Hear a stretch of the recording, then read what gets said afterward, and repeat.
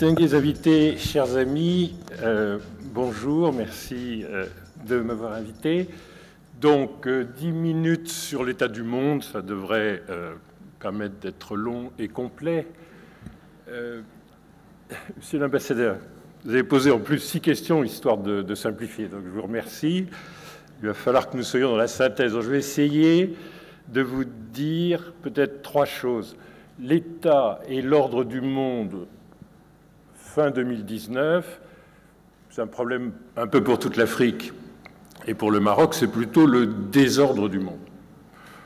Deuxième thème qui a été évoqué plusieurs fois, nous avons vraiment, à ce moment-là, dans l'état de la mondialisation, des sujets d'égalité et d'inégalité de plus en plus marqués, clivants, complexes, de territoire, de genre, d'âge, de génération. Et donc, c'est un des éléments dans lesquels il va falloir s'inscrire pour toutes les entreprises. Et enfin, la dernière chose, c'est que je crois quand même, s'agissant du Maroc, s'agissant de l'Afrique, que nous avons la chance par rapport à d'autres espaces, d'autres continents, d'être dans une période de renaissance. Il faut finir sur quelque chose d'un petit peu plus agréable que le désordre. Alors, sur le désordre mondial, je crois que vous m'avez demandé de regarder ça avec un regard africain, parce que je suis béninois, et européen, parce que je suis français. Donc, disons que je me place au milieu du détroit d'Algésiras, à 4000 marins de Tanger, pour essayer de regarder la situation. Moi, je vois beaucoup de désordre. Il y a un désordre conjoncturel qui est assez exceptionnel, avec des acteurs qui sont inattendus dans la récession. Le fait que l'Allemagne ait une croissance négative et qu'on attende pour le trimestre qui vient probablement à nouveau une croissance négative, ce qui voudrait dire l'entrée en récession de l'Allemagne, le fait que l'Allemagne, qui vient de battre tous les records historiques d'excédent commercial, pulvérisant les records chinois, soit conduite à une croissance négative à cause du recul du commerce mondial, des effets d'anticipation du Brexit, des effets de la guerre commerciale sino-américaine, le fait que ce soit par le commerce extérieur que l'Allemagne devienne fragile et que, en première économie de l'Union européenne, elle vienne compléter la récession italienne, si j'ose dire, et la récession espagnole qui vient peut-être, puisque l'Espagne vient d'avoir un deuxième trimestre qui était négatif, avec une chute forte de la production industrielle, tout ça nous fait une Union européenne récessive, mais récessive par des pays qui sont très inattendus dans une sorte d'échec de leur politique publique. Donc l'Union européenne est faible et tout le monde désormais anticipe une récession. Or, par ces échanges, le Royaume reste dépendant du fait qu'il y ait une demande suffisante. Le ministre El Alami l'a évoqué à propos de l'automobile, où là la crise est plus qu'européenne. Oui, tous les constructeurs allemands sont en baisse, mais la demande chinoise est en baisse et nous avons une crise assez profonde de l'automobile. Donc il l'a évoqué à travers cela, mais nous avons besoin en Afrique de la demande européenne. Nous avons besoin également en Afrique du retour d'épargne de nos migrants. Très important dans l'économie du Maroc, complément essentiel de l'épargne, ça apporte 6 points de PIB d'épargne de l'extérieur, en plus d'un effort d'épargne du Royaume de l'ordre de 22% du PIB, qui est déjà un effort élevé. Donc ça permet au Royaume d'avoir un niveau en Afrique exceptionnel d'épargne, qui est nécessaire à la prolongation de l'effort d'investissement et la croissance. Mais on a besoin aussi que nos résidents, nos diasporas, nos résidents ailleurs dans le monde, et notamment et surtout en Europe, soient dans des économies suffisamment saines pour que les retours d'épargne demeurent significatifs. Donc nous restons assez dépendants de ces facteurs de demande. Le Brexit. Moi, je crois que ce qu'il y a de plus intéressant, c'est ce que le Parlement a demandé au Premier ministre de publier, c'est-à-dire le vrai rapport sur les effets du Brexit, ou encore d'écouter le gouverneur de la Banque d'Angleterre. C'est sans complaisance. Le risque récessif est de l'ordre, alors peut-être Guillaume nous dira tout à l'heure ce que les marchés financiers anticipent, mais les documents montrent qu'on doit se préparer à plus de 5% de contraction de la richesse, qu'on doit se préparer à une crise de la livre sterling très forte, qu'on doit se préparer en un temps court au doublement du chômage, donc un fort choc dans quelque chose qui est quand même une économie dont la taille dépasse celle de l'Italie, est à peu près ex aequo avec celle de la France et pèse à peu près 18% du PIB de l'Union européenne d'aujourd'hui. Donc vous voyez des raisons sérieuses qui valident tellement, mais tellement, la vision de Sa Majesté d'avoir donné au Maroc une vocation de plus en plus africaine, parce que l'Afrique va être l'assurance de l'Afrique. Parce que l'Afrique, même si elle vient de connaître 2 années de croissance difficiles, sera quelque part à 4 ou 5 fois le niveau de croissance de l'Europe. Elle ne pèse pas encore dans la balance des paiements du Maroc, sauf pour les flux financiers d'investissement notamment. Elle ne pèse pas autant que l'Union européenne, évidemment. Mais c'était visionnaire de comprendre qu'il fallait diversifier les économies du nord de l'Afrique vers l'Afrique subsaharienne et vice-versa. Donc, désordre mondial qui est lié à ce problème conjoncturel, mais qui structurellement est évidemment rendu bien pire par la volatilité extrême des politiques des États-Unis, par une guerre commerciale entre la première puissance commerciale du monde, et nous le savons en Afrique parce qu'elle est devenue le premier partenaire de l'Afrique, qui est la Chine, et une économie, l'économie américaine qui est loin derrière l'Union européenne, mais enfin qui est quand même un partenaire assez important du commerce mondial, une guerre des monnaies qui est tout de même difficile à gérer parce que c'est difficile d'avoir plusieurs numéraires de l'économie internationale, et entre le yuan, qui est désormais une arme dans la guerre commerciale, avec un coup de semonce organisé par la Chine il y a quelques semaines pour montrer que c'est une arme, le dollar, l'euro, instrument de la première puissance du commerce international qu'est l'Union européenne, même s'il a un rôle moins important, avec le caractère extraterritorial que vous donne vos que le dollar donne à votre juridiction. Donc nous avons d'autres phénomènes beaucoup plus structurels que la conjoncture, mais nous avons une mauvaise conjoncture, soyons clairs, et nous avons structurellement des tensions assez fortes. L'Afrique, sur elle-même, est capable de trouver certains éléments pour amortir le choc, mais pas encore suffisamment. Donc il faudra que l'intégration régionale soit une réalité de plus en plus importante. C'est pour ça que, en tant qu'Africain de l'Ouest, je souhaite vivement que le Maroc rejoigne la CEDEAO. Cela fait controverse parce que certains de vos collègues, dans leurs universités d'été subsahariennes, ont peur de l'avance du Maroc. On a toujours peur des marchés uniques. Mais nous sommes passés maintenant à quelque chose de beaucoup plus intéressant encore, qui est de dépasser les unions régionales. Même si la CEDEAO, c'est déjà un ensemble de 300 millions de consommateurs très important, ça sera la zone continentale de libre-échange qui fera l'objet de présentations aujourd'hui et qui est évidemment déterminante. C'est la première fois que l'Afrique se dit « je suis capable de faire, à terme, graduellement, pour 2 milliards de consommateurs dans 10 ans, le plus grand marché unique au monde. J'existe comme un continent, une entité. » Ces perspectives d'intégration régionale, c'est un ordre africain dans le désordre du monde. Très important que nous soyons capables, petit à petit, de le mettre en œuvre, mais nous avons désormais un cap. Le deuxième thème, rapidement, c'est les inégalités et l'égalité. Je voudrais juste insister sur 2 choses. Nous avons une inégalité fondamentale qui est le fait que notre jeunesse est frustrée d'un bout à l'autre du continent de la faculté de construire son destin en entrant aisément sur le marché du travail. Et que plus nos jeunes sont qualifiés, et plus c'est difficile d'entrer sur le marché du travail. Et cela, c'est un scandale, c'est même impensable. La mobilité sociale, dans toute l'Afrique, c'est l'école. C'est le passage à l'université. Aujourd'hui, ça ne vous délivre pas la faculté, le droit d'entrer sur le marché du travail, parce que nos économies n'ont pas encore cette faculté d'accueillir même les plus qualifiés.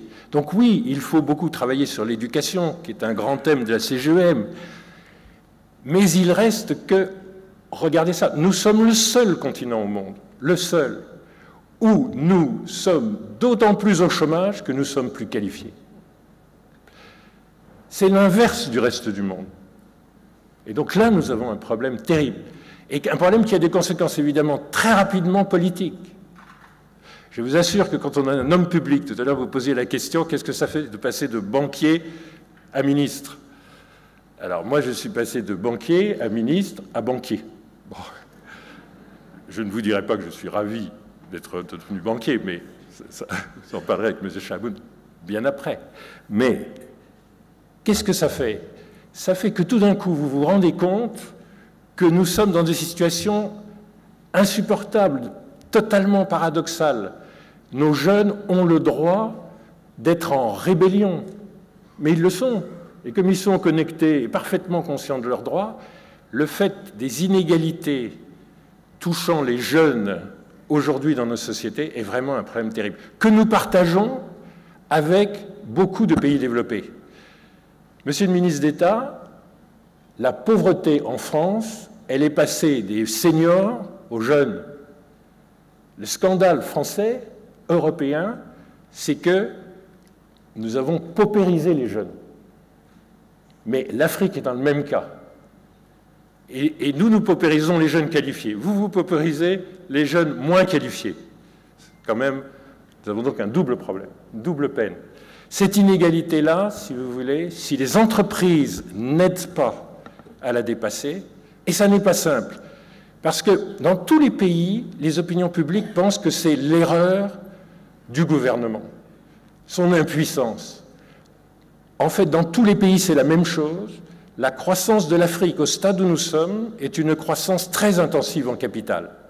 Fabriquer des mazennes, ouvrir des mines, faire des tangémèdes, c'est exceptionnel comme réalisation. C'est ça la préparation du futur. On essaye de faire ça à l'imitation du Maroc dans toute l'Afrique. Simplement, c'est beaucoup de capital. Et quand c'est très intensif en capital, c'est que ce n'est pas très intensif en travail. Ça va avoir des effets d'externalité très rapidement. Mais enfin, très rapidement, ça peut vouloir dire 10 ans. En France, on crée de l'emploi à 1,2% de croissance du PIB. Au Bénin, on n'absorbe pas la cohorte d'âge à 6% de croissance du PIB. Pourquoi? Ce contenu en capital. Et donc, il va falloir des politiques extrêmement volontaristes et en plus prendre sur soi, et c'est pour ça que votre thème de l'entrepreneuriat, il est une obsession dans toute l'Afrique aujourd'hui, et vous avez pris plus de mesures, et nous, on vous regarde pour imiter ce que vous êtes en train de mettre en place. Et moi, je le vois du conseil d'administration d'Attijari Wafa Bank, c'est toute une mobilisation du royaume. Et vraiment, on vous regarde et on veut que vous réussissiez.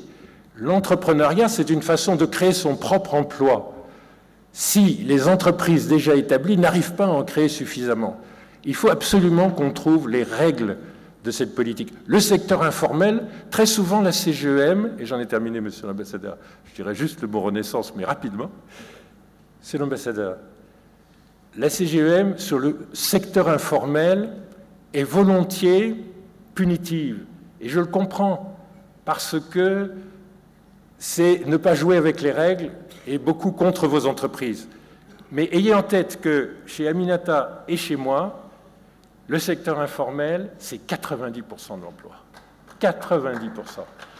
Donc, si vous voulez, nous, alors, on n'a pas le choix de réprimer le secteur informel. Il faut qu'on l'aide, il faut qu'on le digitalise, il faut qu'on le rende efficace, il faut qu'on lui ouvre des droits pour qu'il ait envie de rentrer dans le secteur formel. Donc vous voyez, il y a des inégalités formelles, informelles, il y a des inégalités jeunes et le reste de la population que vous retrouvez dans les territoires, et le mot a été prononcé plusieurs fois. Aujourd'hui, nous avons tous un risque d'éclatement et de fracture.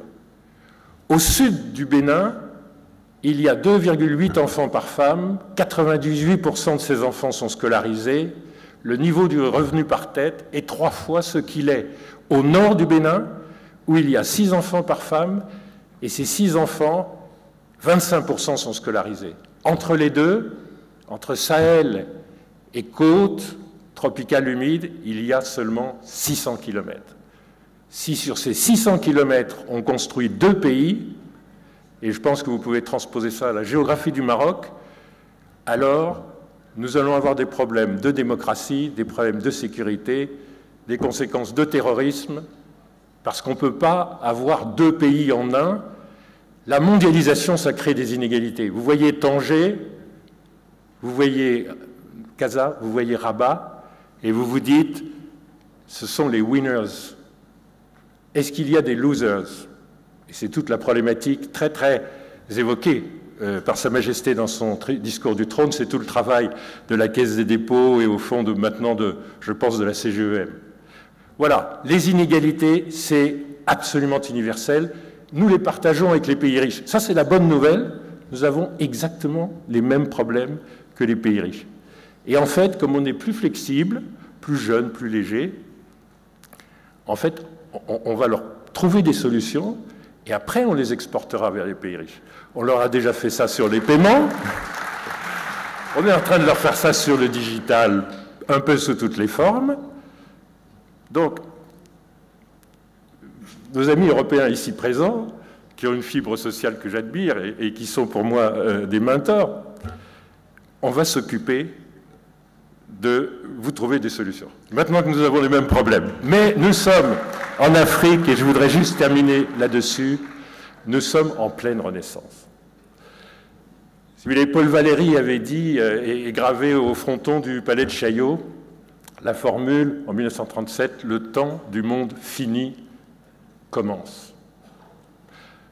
En Afrique, nous avons un infini de possibilités, de productivité, de solutions nouvelles. Nous faisons 4-5 fois la croissance de l'Europe en moyenne période.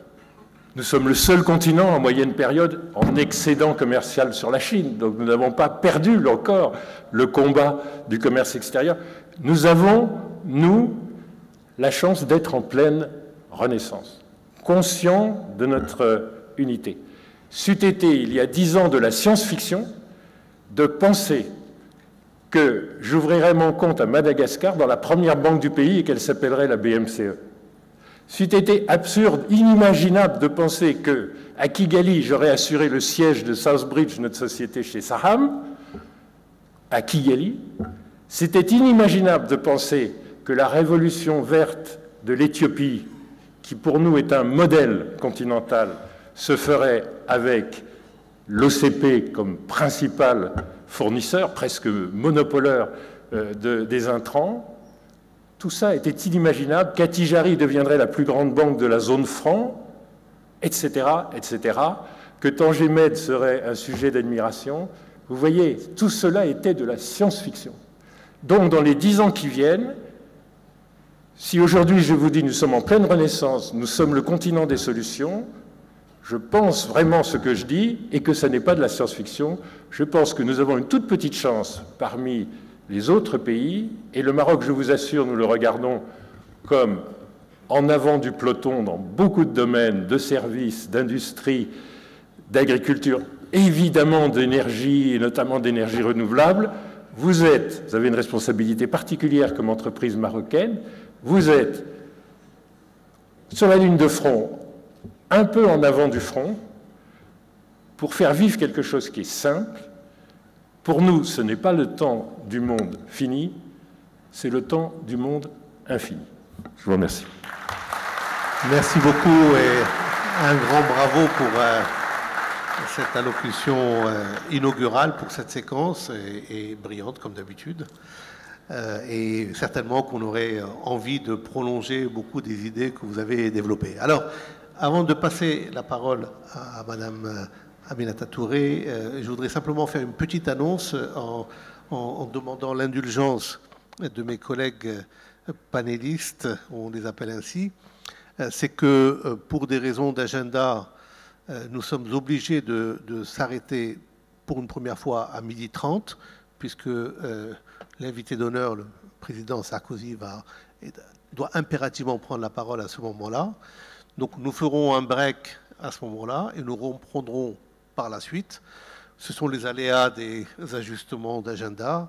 Mais la bonne nouvelle, c'est qu'après, nous aurons plus de temps pour pouvoir développer toutes les idées et avoir un bon débat entre nous. J'ai au moins pu négocier ça afin que nous puissions faire en sorte que vous puissiez exprimer toutes les idées.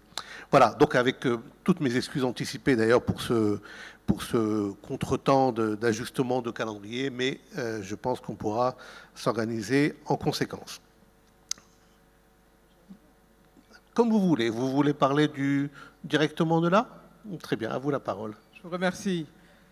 Monsieur l'ambassadeur, nous sommes à l'université d'été, donc on va être plus relax assis. Je voudrais, par rapport à ce thème, signaler ce qui me paraît être pour moi une contradiction essentielle. Nous avons un système économique, pour ne pas l'appeler le capitalisme, qui, dans sa vocation, s'internationalise, se mondialise. Les réseaux de marché, les réseaux financiers sont de plus en plus connectés. Ça, c'est d'un côté. Et de l'autre, nous avons le sentiment que le monde se referme sur lui-même. Alors voilà une contradiction essentielle que l'on n'arrive pas à régler, mais il est en tout cas important de poser la question sur la table. Autant la vocation qui est prônée, c'est la circulation des biens, c'est la circulation des capitaux, mais d'un autre côté, on constate la restriction du déplacement des êtres humains, qui, en fin de compte, sont au centre de l'activité économique. Voilà un paradoxe central qu'il nous faudra régler. Pour ce qui concerne l'Afrique, moi, je voudrais d'abord me féliciter du bon dynamisme des communautés économiques, notamment la mienne, la CEDEAO, où on compte, il faut le rappeler, le pays qui a quand même la plus grande puissance économique qui s'appelle le Nigeria. Il est passé devant. En 2009, le Nigeria était 3e, après l'Afrique du Sud et l'Égypte. Et aujourd'hui, le Nigeria est 1er, c'est quasiment 10 fois l'économie marocaine. Donc c'est un grand acteur qu'il faut aussi placer au centre des discussions. Aujourd'hui, il nous faut régler une chose. Si nous comptons entreprendre, la finalité, c'est pour que nos populations se portent mieux, c'est pour que nos jeunes aient de l'emploi, c'est pour que les femmes se réalisent. Alors, qu'est-ce qu'il nous faudrait faire pour y arriver? D'abord, c'est inviter plus de femmes dans l'activité économique officielle. Et j'aimerais bien qu'on compte les mains ici. Je ne sais pas combien de femmes il y a dans la salle. Vous verrez qu'elles ne sont loin d'être la majorité. Et pourtant, je voudrais vous dire qu'en Afrique, 70% de l'agriculture, c'est-à-dire de l'agriculture nourricière, est produite par les femmes. Il y a plus de femmes qui entreprennent en Afrique que partout dans le monde. Soit dit en passant, 20% des Africains entreprennent. Alors, la question, c'est est-ce qu'ils entreprennent parce qu'il n'y a pas autre chose ou est-ce qu'ils entreprennent parce qu'il y a des opportunités? Mais en Afrique également, le nombre d'entreprises qui finissent sa vie après 1 an est plus élevé qu'ailleurs. Voilà les questions qu'il nous faut régler, à mon avis. Si nous devons entrer dans un commerce, la Zeleka, je suis d'accord avec Monsieur le Premier ministre Zinsou, c'est le premier grand marché en perspective, mais il y a des préalables entre nous. Il va falloir que nous-mêmes, nous réglions ces questions tarifaires, les questions douanières, les questions de circulation des personnes, et toutes ces questions-là, à mon avis, doivent faire l'objet de ces discussions si nous avons tous dans nos pays une vocation à commercer ensemble. Mais je suis, moi, fondamentalement une afro-optimiste, et je ne le base pas justement sur de la béatitude. Mon propre pays, le Sénégal, fait quand même 7% et on est parti de 3, 4, 5, 6 et 7% depuis 7 ans. Et les perspectives d'une croissance durable se dessinent, mais il faut des préalables. Cette perspective-là, elle va se fonder sur des petites et moyennes entreprises qui ont une durée de vie plus longue, qui peuvent créer de la richesse et qui peuvent également compétir. Et c'est là également où il faut voir quelles sont les, disons, les passerelles et les collaborations qui peuvent se faire. Autant nos États collaborent par le haut, l'excellence des relations entre le Maroc et le Sénégal n'est plus à démontrer. Nos patronats, nous avons ici le patron, voilà, des patrons sénégalais qui est dans la salle. C'est une excellente chose, mais ce qu'il faudrait également promouvoir, c'est la coopération par le bas, la coopération des petites et moyennes entreprises.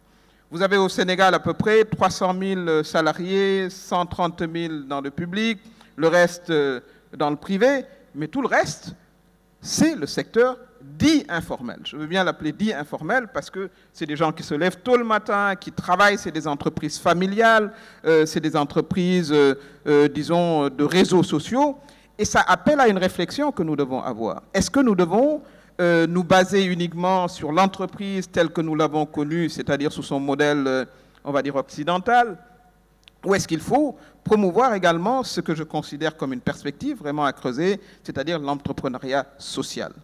Et lorsque vous avez 70% de votre population, c'est le cas au Sénégal, c'est le cas dans beaucoup de pays africains, constitués de jeunes qui ont moins de 35 ans, et que vous avez 51 à 52% de femmes, je pense que la perspective d'une réorganisation de ce qu'on appelle l'entreprise telle qu'on l'a connue, selon le modèle occidental, c'est bien, il faut continuer à soutenir nos champions, mais à mon avis, il faut mettre énormément d'efforts à soutenir ces petites entreprises, ces micro-entreprises parfois, où vous avez des femmes dans les produits de transformation agricole, dans le commerce, etc., et de les élever, pour certaines, à un niveau d'entrepreneuriat, pour qu'on puisse avoir un tissage très serré de notre économie qui ne dépendrait pas uniquement des grandes entreprises de télécom, des mines, etc.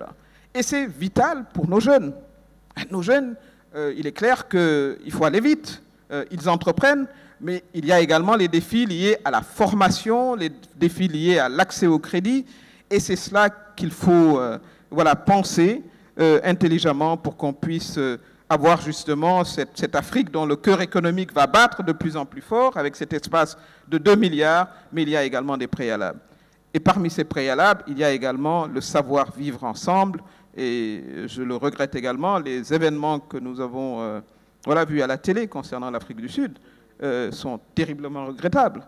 Si on veut parler de cette grande Afrique qui doit commercer, qui doit aller ensemble, il faut que l'on puisse rapidement, sur les questions de capacité et liberté d'investir chez les uns et chez les autres, de circuler dans ce grand espace, que cela soit également réglé. Voilà ce que je voulais dire. Je pense que l'Afrique peut porter, tirer la croissance mondiale assez rapidement.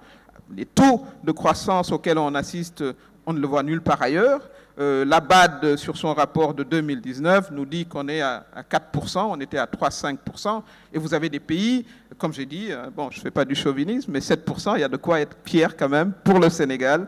Mais tout ça doit continuer à s'inscrire dans une stabilité, dans une durée, en gardant à l'esprit le fait que nous entreprenons, nous créons de la richesse parce que nous voulons un meilleur être de nos populations. Et pour ce faire, encore une fois, il faut mettre la majorité de cette population au centre de l'économie, et cela appelle également le concept de démocratie économique, une économie qui se développe avec une faible participation des femmes en tant que travailleuses ou en tant que promoteuses, alors qu'elles sont la majorité de la population, ou alors des jeunes qui essayent d'entreprendre mais n'ont pas accès au marché.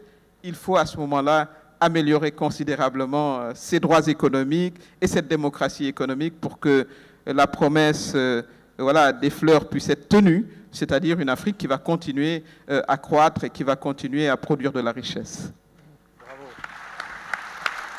Merci beaucoup, Madame la Première ministre, et merci pour ce témoignage engagé. Je retiens la centralité de la question de la femme, à laquelle d'ailleurs la salle a été très réceptive, la question également des PME et de leur rôle moteur dans la croissance, et bien entendu les articulations entre les différents concepts. Alors, je saisis simplement cette occasion pour rappeler que beaucoup de choses, beaucoup de thématiques et de questions fondamentales que nous évoquons peut-être un peu rapidement, mais toujours avec pertinence, lors de cette session, sont approfondies dans différents panels cet après-midi. Donc je crois que vous pouvez aussi jeter un regard sur l'agenda des panels pour voir les différentes questions qui vous intéressent en particulier, pour éventuellement les approfondir.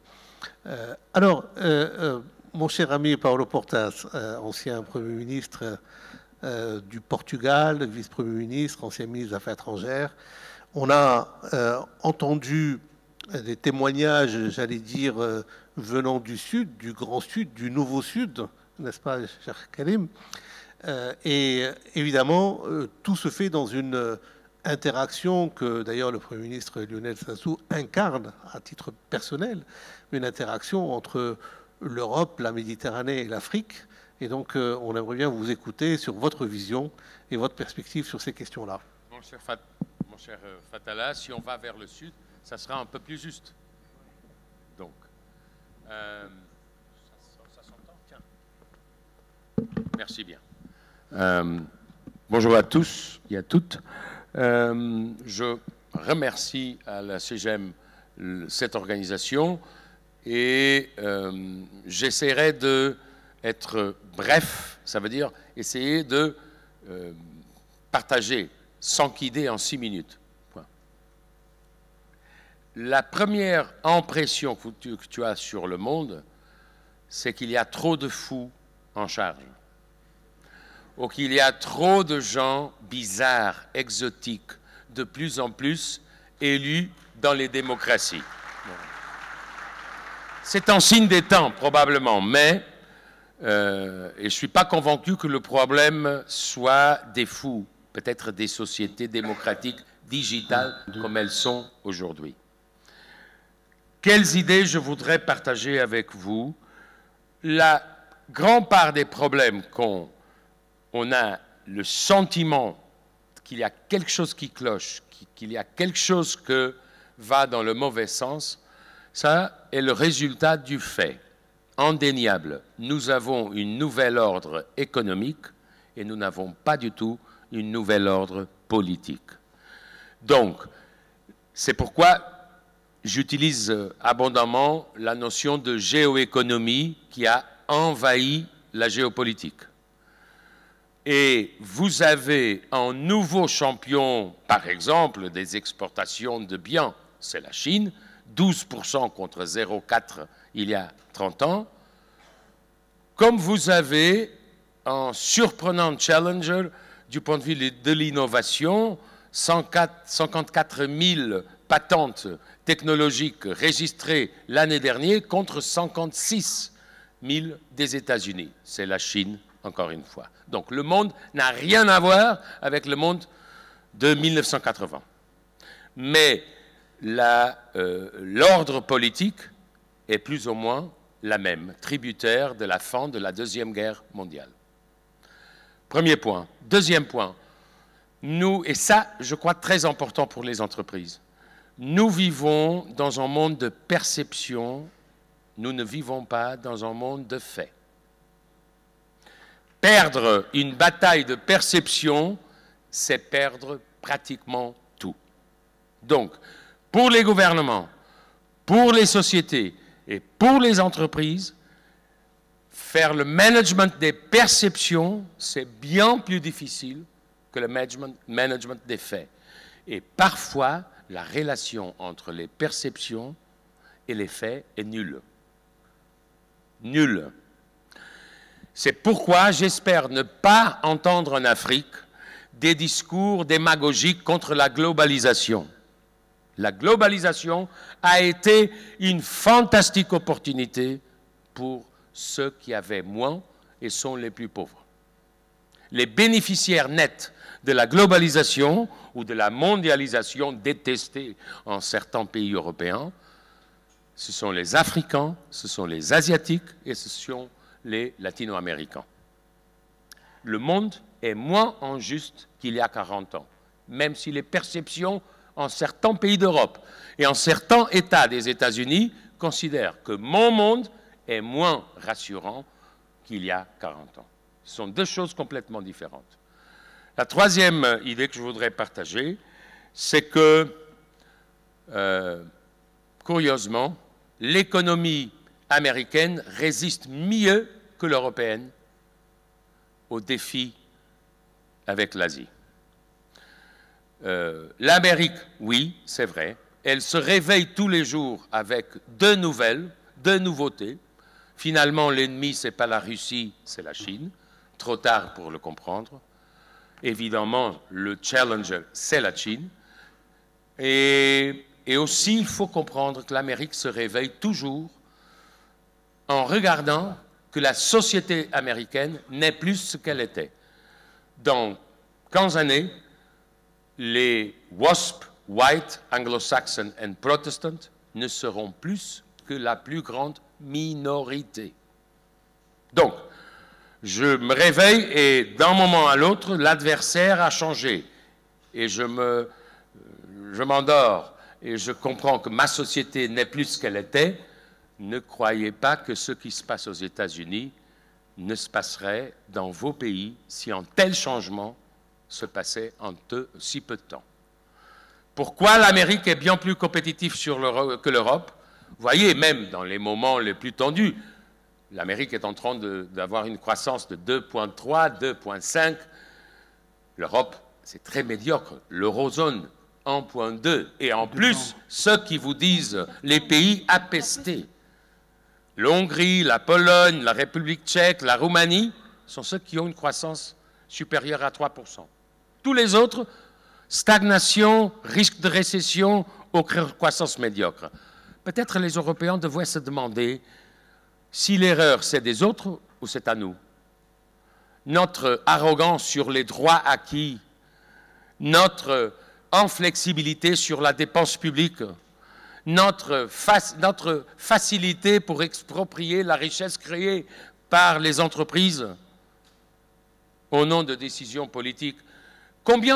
Seulement pour vous donner un exemple, combien de fois un Européen change d'emploi pendant la vie? 3 à 4. Et quand on dit 4, il y a le Royaume-Uni dans la statistique. Combien de fois un Américain change d'emploi pendant la vie? 11. Oui, on critique beaucoup les Américains parce qu'il y a des leftovers, parce qu'il y a des gens qui sont... Oui, mais le trade-off américain, c'est simple et différent de l'européen.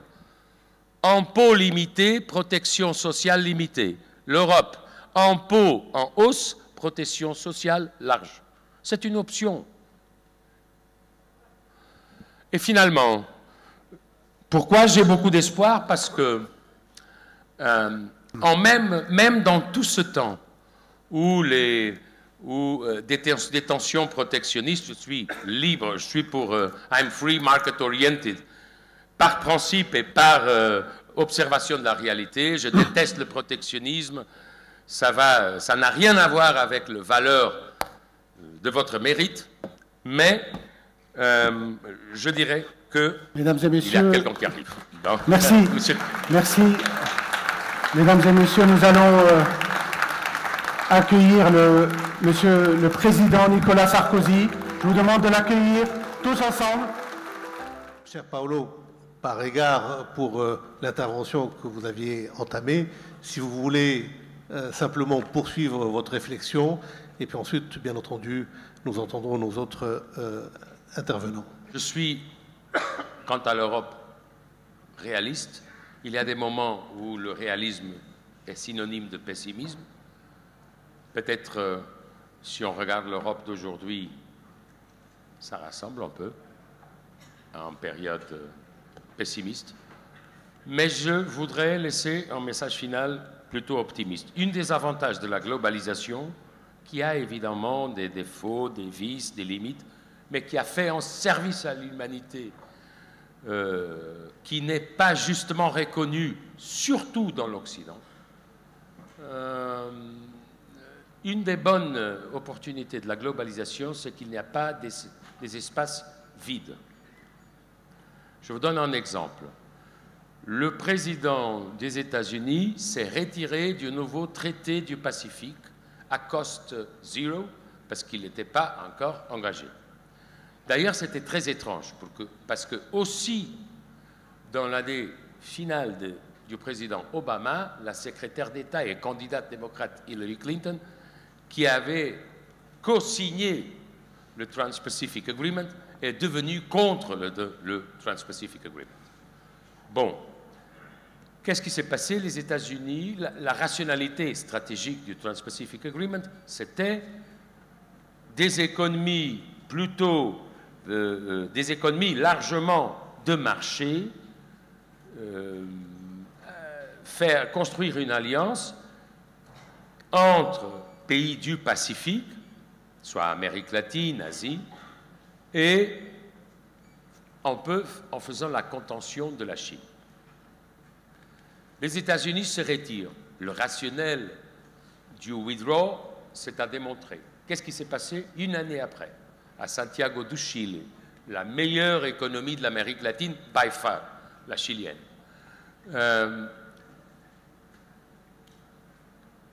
Plus de 10 pays, entre lesquels le Japon, qui a pris le leadership, la Corée du Sud, évidemment, le Pérou, le Chili, le Canada, etc., ont refait le Trans-Pacific Agreement. Ça veut dire on a beaucoup de nouvelles et de tweets protectionnistes, mais il y a aussi des agréments de commerce très positifs et qui témoignent une chose. Quand un grand pays ou un moins pays se retire du monde, cela veut dire que le monde va attendre son retour. Quelqu'un va prendre sa place. C'est une leçon de la globalisation et, à mon avis, très positive. Je peux me retirer et quelqu'un va prendre ma place. La deuxième excellente nouvelle, le président Sarkozy l'a mentionné, c'est qu'avec une vitesse étonnante, je crois que 54 pays d'Afrique à ce moment-là ont signé, finalement, je dis 54 à l'étape finale, ont signé le Continental Free Trade Agreement of Africa. À mon avis, seulement du point de vue de l'expérience et de la théorie, c'est une magnifique opportunité pour l'Afrique parce qu'elle permet de développer le commerce intra-africain d'une façon exponentielle. L'Afrique n'a plus que 20% de commerce intra-africain, contre plus de 60% dans les continents plus dynamiques. Et donc, que l'Afrique donne ce signe au monde, la capacité de faire free trade au moment du vent protectionniste, la capacité de rassembler au moment des divisions. Si la vitesse continue et on règle les détails, c'est une immense opportunité pour l'Afrique, à mon avis. Et comme a dit le président Sarkozy, c'est un énorme défi pour les nations. Évidemment, pour faire le trade, pour faire plus de trade, il faut avoir des économies diversifiées et des infrastructures. Qui aura des infrastructures gagnera avec cet accord. Et à mon avis, c'est un magnifique signe dans un monde où, pour terminer, comme j'ai commencé, il y a trop de gens exotiques dans des postes de responsabilité. Merci bien. Merci beaucoup. Merci.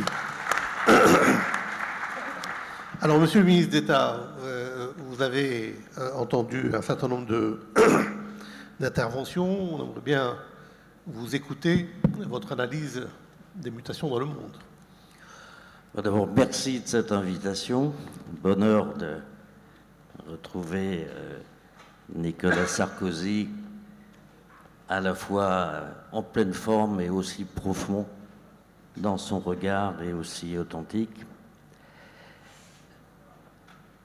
vous dire que je partage l'essentiel, c'est une évidence. Je voudrais juste rajouter 2 points complémentaires. La première, sur les mutations du monde, ce qui me paraît le plus marquant, c'est qu'elles sont d'une vitesse et d'une massification sans précédent. Le deuxième, si je reprends maintenant ces mutations, le trio population, c'est-à-dire à la fois démographie et localisation. Énergie qui n'est pas une matière comme une autre, mais le préalable dans un monde qui double son besoin d'électricité en 20 ans. Et le troisième événement qui est évidemment l'intervention du numérique. Le premier sujet, le sujet de démographie et de localisation. La réalité, c'est que la démographie du monde est à peu près stable. Alors ça monte un peu en pourcentage, mais stable. Sauf les 127 pays dits les plus pauvres, et dedans, pour les 3/4, l'Afrique. Et l'Afrique était à 200 millions au moment des indépendances, 1,2 milliard, 2,4 milliards. La violence heureuse d'opportunités et en même temps de tous les dangers est évidemment un sujet central. Et couplé avec l'information, 1 milliard de téléphones portables vendus en Afrique, et les 2/3 sans énergie, c'est-à-dire sans lumière, sans accès à la musique, on assiste, ou si on réussit, à plus grand potentiel de croissance pour l'Afrique et pour l'Europe, mais si on échoue. Et c'est ce qui se passe en partie aujourd'hui, la jeunesse africaine qui marche vers la lumière et la musique, de la partie centrale de l'Afrique, vers les grandes zones urbaines avec des déstabilisations majeures, vers les pays qui, eux, ont de l'énergie. Et moi, quand je vois tout ce potentiel et la terreur de ce qui se passe entre l'Éthiopie d'un côté jusqu'à la partie est du Sénégal et en gros de la frontière sud du Maroc jusqu'à Kigali, où on a un problème absolument central avec des États aux infrastructures faibles, aux fonds propres inexistants, et sur lesquels on va se déplacer le brigandage et l'ensemble des déstabilisations du monde, notamment du Proche-Orient vers ça. Je dis, et je reviens sur ce que disait le président Sarkozy, les destins des 2 continents sont liés. C'est un destin commun aujourd'hui de 2 milliards d'habitants, à 20 ans 3 milliards d'habitants. Il n'y a aujourd'hui pas d'organisation sérieuse, réelle, technique, opérative de développement commune pour traiter une fois pour toutes, sous pilotage africain bien entendu, l'ensemble des infrastructures, à commencer et parallèlement l'énergie et l'ensemble des infrastructures. Il a été créé une agence, je connais bien le sujet, pour cause d'électrification du continent africain, dotée de 3 milliards. La faiblesse du management humain et l'absence totale réelle du Maroc, parce que ça s'est fait en 2017, au moment où le Maroc avait un autre enjeu, qui était la réintégration de l'Union africaine, fait qu'on patine dans cette affaire-là. C'est une course contre la montre. Aujourd'hui, il y a plus de nouvelles petites têtes en Afrique que de nouveaux kilowatts. Il y a des pays extrêmement organisés, puissants sur la couronne, le Sénégal, la Côte d'Ivoire de manière plus centrale, le Rwanda, l'Éthiopie et le Maroc. Et je ne vais pas parler, je vais juste vous dire vraiment ma conviction absolue. Il faut absolument ce plan et une initiative d'origine marocaine. Je vais vous dire pourquoi. En accord avec Macky Sall, en accord avec Alassane Ouattara, en accord avec Paul Kagame, en accord avec l'Éthiopie, en accord avec tous les grands frères africains. Mais il faut une initiative, rien sans leadership. Pour moi, le retour du Maroc dans l'Union africaine en 2017 est un événement considérable. Pour moi, le Maroc est le cœur d'une stratégie de l'Eurafrique. Le Maroc a Banadj à l'anglo-saxonne, et en partie français, formé à la français-anglais, et a le génie de rêver en arabe. Le Maroc, c'est toute la stabilité et en même temps tous les rêves possibles. Le Maroc est le pont, disait Wulff, ou la passerelle, ou le corps d'un développement. Il faut sortir de l'aide au développement, des accords de Cotonou entre l'Afrique et l'Europe, tout ça ne rime plus à rien. Mon rêve, moi, c'est qu'il y ait un véritable plan organisé, technique, agence par agence, sujet par sujet, partenarial, dans le cadre d'un grand traité de paix, de prospérité, de sécurité et de développement Afrique. Les 14 ou 12 kilomètres sont trop petits, nos familles sont trop mêlées, notre regard sur le monde est trop commun, les langues véhiculaires sont trop partagées, notre passé rejoint notre avenir ou notre avenir rejoint notre passé. Je vous assure, je ne vois pas d'initiative possible à part celle-là en harmonie avec d'anciens chefs d'État européens, par exemple, parce qu'on n'est pas dans le logique de l'agenda politique. Le Maroc a une gouvernance unique au monde, particulière et spécifique, particulière, et même si vous voulez, moi je suis totalement rassuré, mais très inquiet quand je regarde objectivement l'îlot actuel dans lequel est le Maroc. C'est une île de bienveillance, de stabilité démographique et de progrès, mais entourée par des situations complexes, excusez-moi, la Libye, la situation du Tchad, la situation de la Mauritanie, d'une partie, c'est pas les chefs d'État ou les dirigeants qui sont en cause, mais le Cameroun, mais le Mali, enfin, on voit bien là qu'il y a un espace qui est 2 fois plus important que l'Europe, avec un problème de faiblesse de structures administratives, de francs propres et de relations humaines. C'est juste à la frontière du Maroc.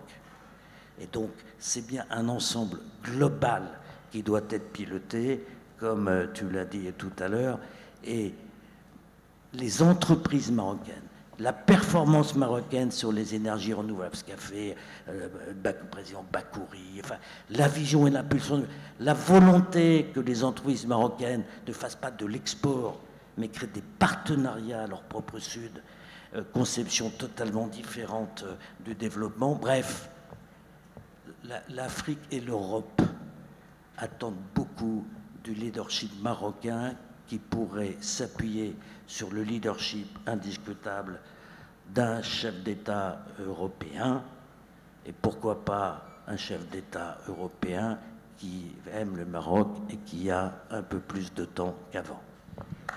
Bravo. Merci beaucoup, Monsieur le ministre d'État. Alors, il nous reste encore 3 intervenants. Si je peux leur demander de faire leurs interventions en 5 minutes, afin de pouvoir essayer d'avoir le maximum. Et donc, en commençant par Monsieur Guillaume Dard, ensuite Monsieur Michel Kourtika, et puis, last but certainly not least, Monsieur Karim Ainaoui. Monsieur Guillaume Dard. Merci l'ambassadeur. Alors, tout d'abord, elle est très impressionnante, votre université d'été. Moi, je suis allé à plusieurs au MEDEF. Alors, il y a un point commun, c'est toujours un grand succès quand Nicolas Sarkozy y va, mais là, les gens sont très concentrés, écoutent beaucoup, et le message m'a l'air moins dilué qu'à Longchamp il y a une quinzaine de jours.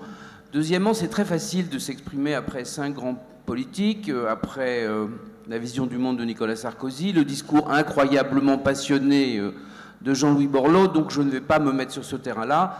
Je vais vous parler comme entrepreneur et comme financier, et puis surtout, je vais un peu plus répondre à la question qui était posée, qui était, il me semble, les mutations du monde et leur impact sur l'entrepreneuriat. Donc les mutations du monde, c'est forcément un peu arbitraire de les classifier. Je vais mettre de côté le géopolitique dont on a longuement parlé. Donc la mutation numéro 1, c'est la mutation technologique et numérique. La mutation numéro 2 dans mon classement, pas forcément en importance, c'est la mutation démographique et sociétale dont a longuement parlé le président Sarkozy. C'est la mutation climatique dont on voit qu'elle est liée à la seconde mutation, et énergétique, comme l'a dit Jean-Luc Borloo. C'est la mutation de l'éducation, et même comme financier, je dirais que la mutation financière, elle vient en 5e parce qu'elle est souvent plus une conséquence qu'une cause. Alors, le message, il est simple, toutes ces mutations, elles ne rendent pas la vie facile, mais pour l'entrepreneur, ce sont des opportunités incroyables. La mutation technologique, qu'est-ce que c'est qu'un entrepreneur? C'est souvent un découvreur d'une technologie ou c'est quelqu'un qui va s'en emparer très fortement et rapidement pour faire levier. Je sais pas, Christophe Colomb, c'est un entrepreneur, il a la boussole, il a la caravelle et il va découvrir l'Amérique.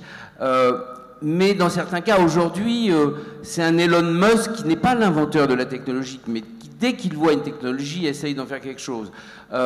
Bill Gates, c'était plus un inventeur, Steve Jobs, c'était plus un utilisateur de technologie. Donc, aujourd'hui, dans le B2C, il y a tellement d'opportunités, on le sait, dans le business to consumers. Donc, ça, c'est un champ formidable. Tout le monde en est convaincu.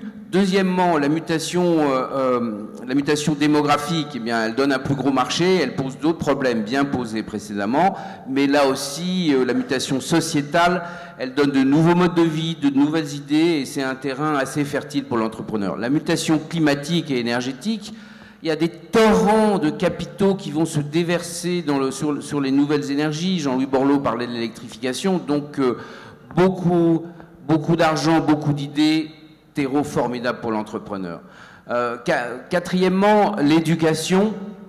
L'éducation, c'est pas au Maroc où il y a une population d'étudiants incroyablement talentueux que je vais expliquer que c'est un grand avantage.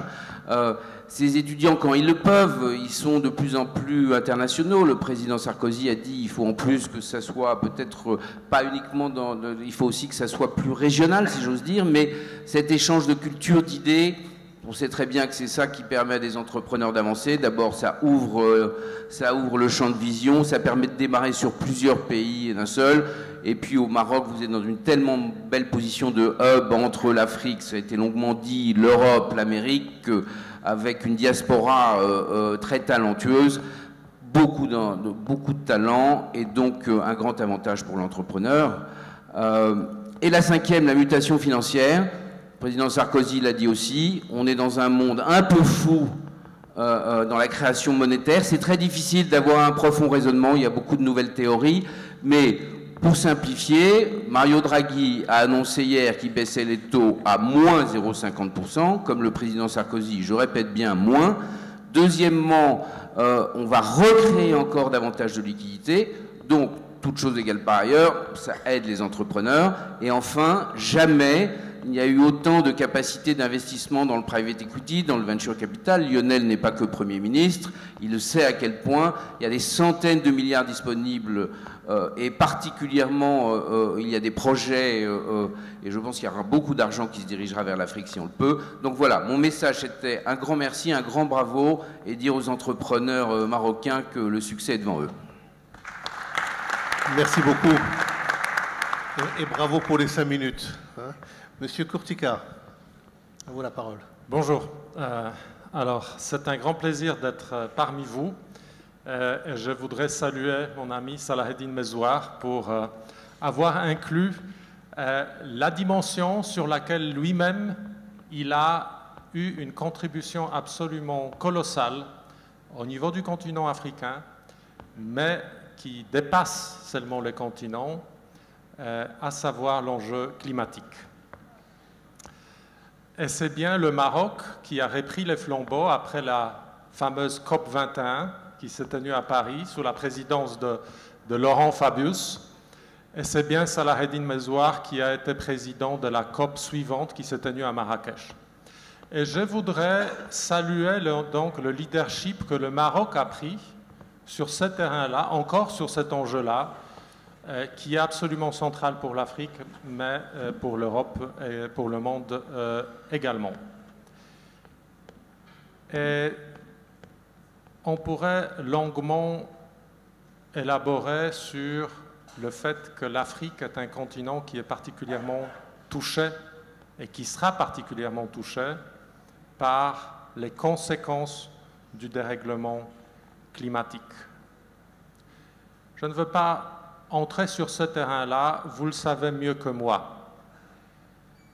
De mon côté, moi j'ai eu à animer le sommet qui s'est tenu à Katowice, la COP 24, qui, suite à la COP parisienne, suite à la COP de Marrakech, qui a préparé le terrain, a permis à la communauté internationale de mettre en place l'ensemble de règles qui gouverneront la politique climatique globale à partir de 2021.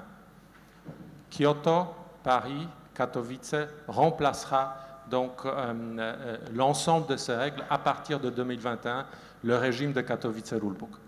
Et dans ce cadre-là, mon message pour vous est un message, si vous le permettez, non pas de peur, mais d'opportunité.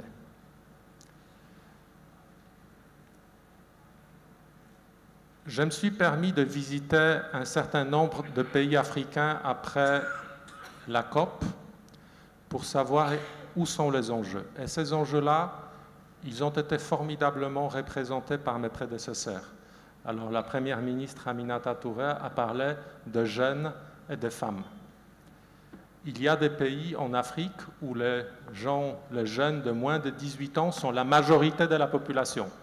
Un pays, si on parle du point de vue de droit de vote, des enfants. Un enjeu, mais une opportunité. Chaque jour, 16 millions d'heures sont consacrées par les femmes africaines, ne serait-ce qu'à aller chercher de l'eau. Un potentiel absolument énorme. Et si on pense que cette eau sera encore plus rare, ça nous met face à un enjeu encore plus grand. Mais je vous ai promis de parler des opportunités. Je suis allé au fond des grandes villes, parce que le président Sarkozy a très justement mis l'accent sur la dimension démographique. Mais je vais la repréciser un petit peu. En 1800, nous étions 1 milliard sur la planète, dont 80 millions qui vivaient dans les villes. Aujourd'hui, sur les 7,5 milliards, nous sommes la moitié qui vivons dans les villes. Mais avec le mouvement qui se profile à l'horizon de 2050, 2 sur 3 ou même 3 sur 4 d'entre nous vivront dans les villes. Et donc, l'enjeu de l'avenir, c'est l'enjeu de la ville. Et je pense, de ce point de vue-là, le continent africain est absolument au collimateur. Les jeunes, les femmes, les villes.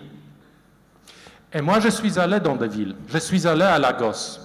80 personnes par heure augmente la population de Lagos.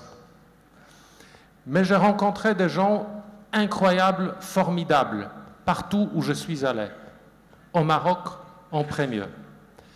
Au Sénégal, au Ghana, au Nigeria, au Kenya, en Tanzanie, et je pourrais multiplier. Des gens formidables pour qui l'observation de ce qui se passe autour d'eux est une source d'inspiration et de motivation d'engagement civique.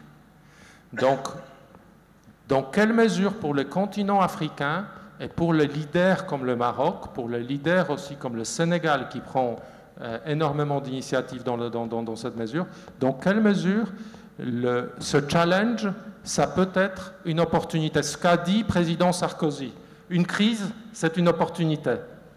Et si on sait que dans 20 ans, il y aura 100% plus des infrastructures dans le monde qu'il n'y en a aujourd'hui. La moitié des infrastructures dans le monde ne sont pas encore construites.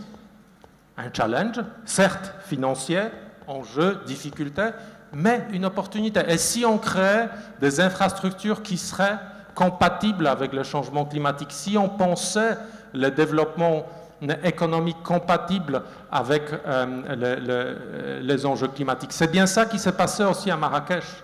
Parce qu'en Marrakech, vous avez aussi fait une réflexion sur le bassin des Congo. Et si on parle du bassin des Congo, ce n'est pas seulement un réservoir d'oxygène pour la planète. On parle beaucoup d'Amazonie, mais c'est bien le bassin des Congo qui est le deuxième bassin dans le monde. Mais il y a eu aussi une discussion sur quelles sont les opportunités économiques, comment peut-on créer de nouvelles opportunités qui remplaceraient justement la nécessité, par exemple, de déforestation. Parce que la déforestation, ça aggrave l'enjeu climatique. Donc, pour les pays qui sont volontaires, pour ceux qui ont le courage de prendre une crise comme une opportunité, et j'en suis sûr, après avoir entendu mon ami président de la COP22, que c'est le cas des entrepreneurs marocains, je pense que vous pouvez tourner cet enjeu énorme en une énorme opportunité. Et je vous souhaite que nous le faisions tous au profit du Maroc, au profit de l'Afrique et au profit de la planète entière. Merci. Merci beaucoup. Et merci d'avoir mis le projecteur sur la question de l'environnement climatique et du développement durable. Alors, Karim Ainaoui, président du Policy Center for the New South et partenaire scientifique de cette université d'été, à vous la parole. Merci, Monsieur l'ambassadeur, Monsieur le Président. Tous mes remerciements à vous, Simzouar, pour nous avoir invités et associés pour cette initiative et à travers vous, vos équipes. Je salue aussi l'ouverture du monde de l'entrepreneuriat sur son environnement et ce sera le deuxième point de mon intervention. Je voudrais partir du premier point qui a été mentionné par le président Sarkozy en parlant du Maroc. Votre bien le plus précieux, si je reprends fidèlement, c'est la stabilité. C'est d'être capable de vivre entre vous et de régler des conflits autour de la table. Et je pense que ceux qui connaissent bien le Maroc savent que c'est au cœur même des pratiques sociales, c'est très imprimé chez les individus et que ça arrive de loin, cette capacité à construire des consensus, à être ensemble. Et par des temps troubles, des temps de désordre, des mers agitées, je ne vais pas revenir sur les diagnostics, sur l'état du monde, il vaut mieux être ensemble, soudés, être capable de résoudre nos conflits, de faire face, de s'organiser. Et c'est cette démarche ici qui est intéressante du point de vue de la CEGM, qui s'ouvre, qui a pu faire l'objet de critiques, d'égoïsme, des capitalistes, méchants, etc., et qui est à l'écoute de son environnement et que vous ne pouvez pas vous isoler des questions d'inégalité, etc. Donc être ensemble, ça veut dire aussi ce qui était dit par Monsieur le Président, accepter la différence, mettre tout le monde autour de la table, accepter de partager les victoires, accepter de gagner, de perdre de temps à autre. Donc quelque part, être raisonnable. Et nous sommes ici dans un pays du gouvernement raisonnable. Je le pense profondément, ce qui fait notre histoire. Et c'est ça qu'il faut cultiver. Alors comment le cultiver? Nous sommes, Président, ici dans une jonction critique au Maroc. Notre souverain a lancé une grande réflexion sur le modèle de développement, sur, bien sûr, avec cette idée sous-jacente que ce désordre-là est une fin de cycle, début de cycle, etc. Et on doit se le dire un peu entre nous, on patauge, on piétine, enfin bon, il y a des initiatives ici et là. Et encore une fois, ce que vous faites ici est à saluer. Et je pense que l'essentiel, c'est de fabriquer une capacité à rester ensemble et à réfléchir. Il n'y a pas de réponse définitive. Ce qui est important, c'est la capacité endogène à trouver des réponses systématiquement. Et c'est ce que nous essayons de faire au niveau de nos think-tanks et d'autres. Il n'y a pas que nous.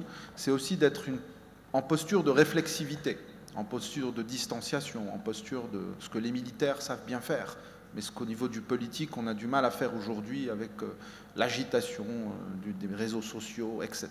Donc être pris à la gorge, le sentiment d'être dépassé. Et la force d'une nation paisible, tranquille, ancrée dans son histoire, c'est aussi ça. Et je pense qu'on doit cultiver ça.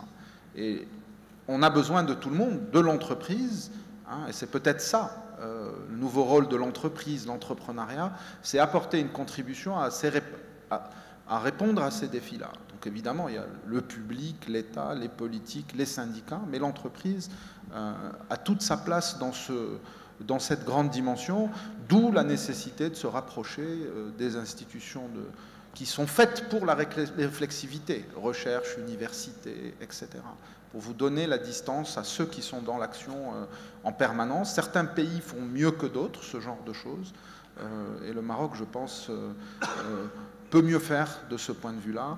Et encore une fois, l'initiative de cette université d'été, ou des relations plus pérennes qu'on ait établies d'ailleurs entre nous, mais qui peuvent prendre une autre dimension, est fortement intéressante. Et être entre nous, ça veut dire aussi être à la bonne distance. Vous connaissez l'histoire du porc-épic.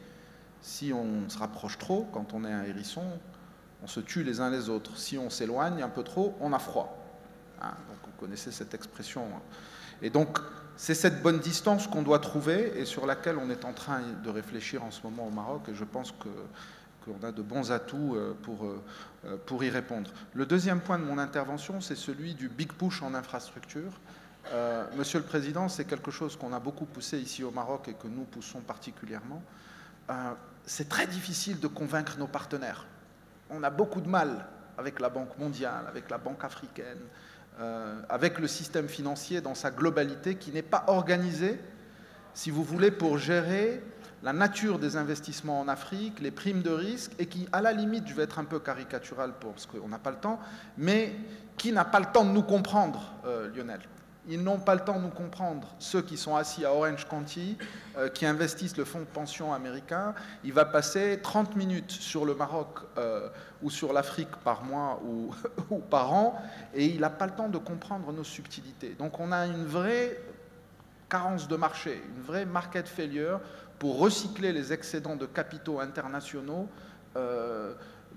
sur des rendements positifs en Afrique, parce qu'ils sont là, à la prime de risque corrigée, à la compréhension avec un certain nombre de mécanismes de garantie. Donc là-dessus, je pense que le Maroc a naturellement fait beaucoup dans les infrastructures, a un rôle de leadership naturel, mais avec d'autres, bien sûr. Et là-dessus, on a besoin d'aide. On n'arrive pas à convaincre. On est une alliance un peu, il y a des gens un peu partout dans le monde qui travaillent sur cette question-là, mais on n'arrive pas à trouver le mécanisme, la gouvernance, l'impétus politique, en fait, pour dépasser ces contraintes techniques, si vous voulez, et sur lequel il y aurait un gros chantier à ouvrir, notamment avec nos amis de la CGM, où il y a beaucoup de personnes qui s'intéressent à l'infrastructure, le secteur financier marocain, mais plus généralement l'Union européenne ou des institutions comme la Banque européenne d'investissement, et ça suppose aussi des réformes au niveau des institutions de Bretton Woods qui ne sont pas nécessairement adaptées à répondre aux défis du développement en Afrique, des institutions qui étaient adaptées au monde post-Deuxième Guerre mondiale probablement, et qui ont du mal à faire leur mue, et sur lequel, si vous pouviez apporter une contribution avec cette énergie, cet impétus qui vous caractérise, serait extrêmement utile. Voilà, je vous remercie. Merci beaucoup, c'est Karim. Je voyais à votre dernière réflexion la représentante de la BAT qui certainement aurait des choses à vous dire par la suite en réponse à la question, mais ça, on vous laissera régler ces questions entre vous. Alors, nous approchons de la fin de notre session. Je crois, Madame Aminata Touré, vous souhaitiez prendre la parole. Si je peux vous demander d'être extrêmement brève, Lionel Sassou également, et puis ensuite, je remets la flamme au président pour la clôture de cette séquence de la matinée. Je vous remercie, Monsieur l'ambassadeur. Je serai très très courte. Monsieur le président Sarkozy a inspiré certaines de mes réflexions. Vous disiez très justement que l'ordre mondial ne suit pas l'organisation traditionnelle de nos États. Mais j'ai envie de dire aussi, Monsieur le Président, et vous êtes un intellectuel, je suis sûr que vous certainement aurez une réflexion à faire sur ce que je veux dire, c'est que moi je suis né après les indépendances. Mon président d'ailleurs, qui est votre ami, je lui transmettrai votre bonjour. Et nous avons une perception différente, je le pense, de voilà, celle de nos pères, PIRES, et de nos grands-pères. Et nous avons le sentiment très souvent qu'il n'y a pas cette réciprocité qui nous vient du Nord et qu'il n'y a pas un renouvellement de la pensée et de la vision et de l'œil qu'on porte sur l'Afrique. Peut-être que l'Afrique ne fait pas un travail de public relations intense comme elle devrait le faire, mais la question de la fertilité, par exemple, et ce que disait tout à l'heure, je crois que notre ami du Portugal, c'est que l'impression devient la réalité. Mais je ne pense pas qu'il y ait une relation scientifique établie entre la fertilité des femmes africaines et l'effet de serre mondial.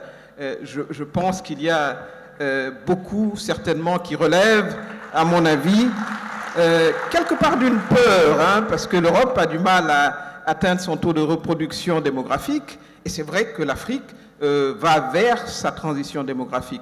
Et moi, je le vis, ma mère a eu 8 enfants, j'en ai 3, ma fille n'en veut que 2. J'imagine que c'est cela, comme ça, que cela va se stabiliser. Donc je ne crois pas vraiment que les femmes africaines soient coupables, disons, du réchauffement de la planète, même si bien évidemment, la question de la santé de la reproduction se pose et des progrès sont en train d'être faits et ils doivent être accompagnés. Des études montrent que le désir d'enfant, il est à 3 enfants, mais il n'y a pas suffisamment de mécanismes de santé, etc., pour y arriver. Et ce qui va permettre d'y arriver, c'est l'intensification de la scolarisation des filles, c'est le maintien des filles à l'école, c'est les perspectives également économiques pour les femmes. Et ça, je tenais à faire ce plaidoyer, parce qu'il est important que le regard change en direction de l'Afrique, parce que les décideurs, d'abord, ils sont plus jeunes, et on voudrait également entretenir une relation qui soit une relation différente et qui soit moins cliché, et qui ne soit pas validée d'ailleurs par des éléments scientifiques. Ça, je voulais le dire, mais nous restons évidemment très ouverts au partenariat économique avec nos amis traditionnels. La France en est une, je parle le français, je ne parle pas l'allemand, c'est parce qu'il y a une relation historique forte. Mais en même temps, la volonté, c'est de commercer beaucoup plus entre nous. La BAD, qui a fait son rapport, nous disait que le commerce intra-africain n'est que de 15%. Et il a même légèrement reculé, il était à 20%.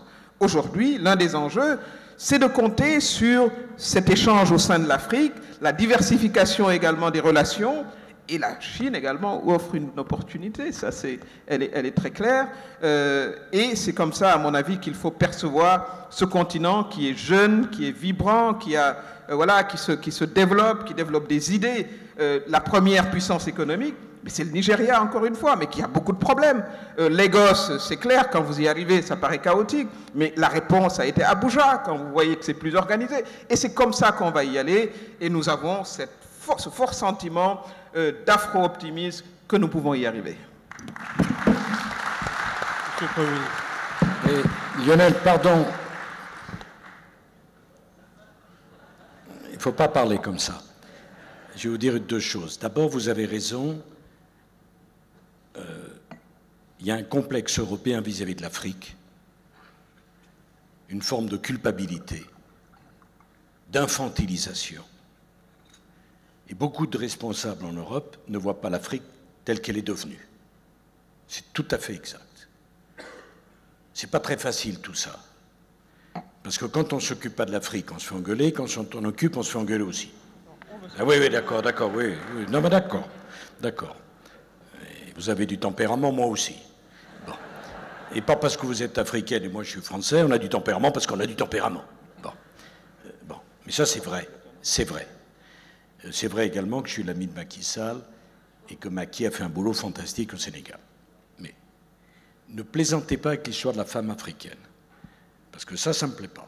Personne ne pense que c'est la femme africaine qui est responsable du réchauffement climatique. Qui dit une bêtise pareille? Moi, je ne suis pas un intellectuel, et c'est peut-être pour ça que je comprends. Bon. Mais quand vous avez 1,3 milliard de Chinois qui décident de mettre un terme à la politique du 1 enfant par famille, ça a des enjeux considérables sur les équilibres de la planète. Et je revendique qu'on puisse dire à l'Afrique et aux Africains ce qu'on pense. Comme l'Afrique et les Africains doivent pouvoir dire aux Européens et aux Français ce qu'ils pensent. Et vous pouvez faire tout ce que vous voulez, vous pouvez même faire rire. 11 milliards d'individus sur la planète, on n'a jamais connu ça. Et quand les scientifiques disent le taux de fertilité ou le désir d'enfant diminue avec le pouvoir économique ou la croissance, ça n'est pas vérifié. Ça n'est pas vérifié. Et j'en veux pour preuve que la Chine va donner l'exemple absolument inverse. Avec 400 millions de classes moyennes, ils vont décider de passer à la politique de plusieurs enfants par famille. Et en tout cas, même si c'était vérifié, ce qui reste à démontrer, la question du nombre d'habitants sur la planète, pas en Afrique, du nombre d'habitants sur la planète, de l'épuisement des ressources de la planète, des terres disponibles, parce que quand vous dites que l'avenir, c'est le problème de la ville, oui, économiquement, mais je pourrais prendre exactement l'idée inverse. L'avenir, c'est la répartition de la population, et c'est l'avenir des territoires ruraux où il n'y a plus personne. Donc c'est un sujet très sérieux, hein, mais loin de moi l'idée de dire que les femmes africaines ne doivent plus avoir d'enfants, c'est absurde. Mais la question de l'explosion démographique, vous pouvez dire ce que vous voulez, elle est absolument centrale. Et le problème de tout ça, je termine par ça, c'est quand au moment où on fait le constat et le moment où on prend des décisions, il se passe tellement de temps qu'il est trop tard pour réagir. Voilà. Et pardon de mettre cette touche de gravité, mais je voulais dire à mon ami que je me sentais de sa famille.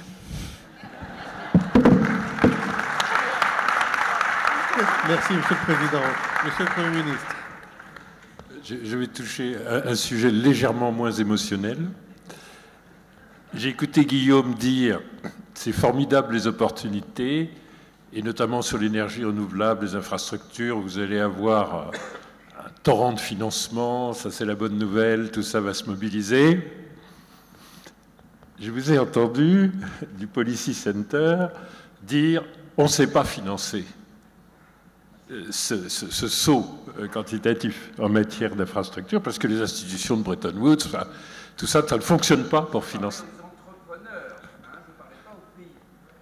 C'est vrai. Mais d'un côté, il y a la ressource financière, et je crois que c'est un optimisme de financier que je partage. Et de l'autre côté, il y a le constat que c'est très difficile à financer. Alors, juste 2-3 remarques, parce que je crois que ce qu'a dit le président Sarkozy en termes de changement radical sur les infrastructures, c'est une idée très importante. Monsieur le Président, juste, il faut faire attention parce que d'une certaine manière, la Chine l'a un peu eu avec les routes de la soie. Et donc, il est grand temps que l'Europe l'ait plus complète, au-delà simplement de la logistique, comprenant probablement des infrastructures sociales. Mais enfin, c'est évidemment, ça doit être une ambition, alors il faut la financer.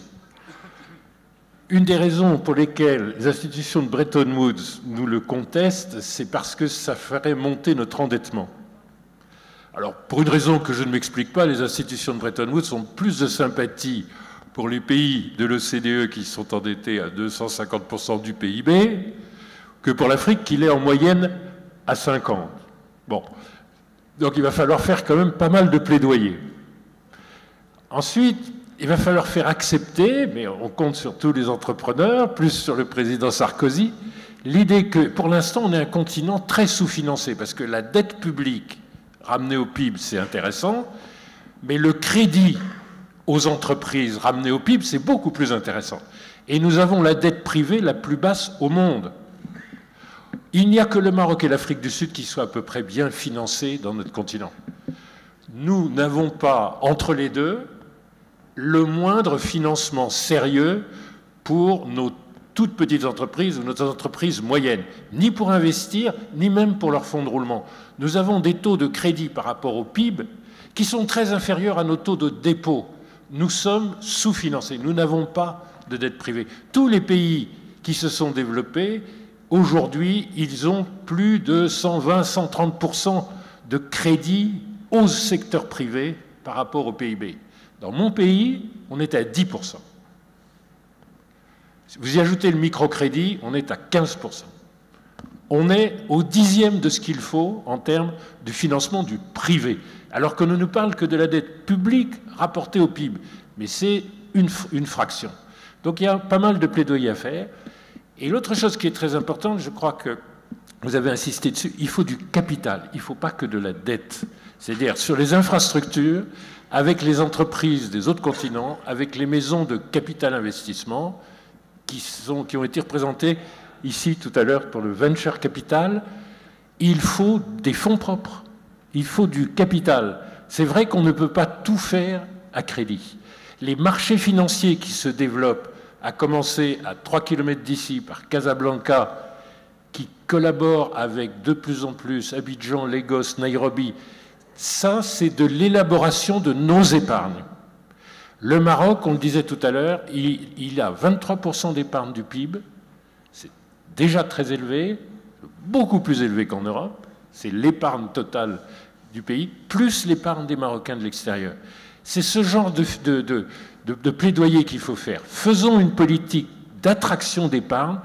Il faut qu'on fasse en capital et pas seulement en crédit le saut exceptionnel d'infrastructures, dont Xi Jinping a eu l'intuition et que le président Sarkozy vient, je crois, de théoriser de façon très éloquente.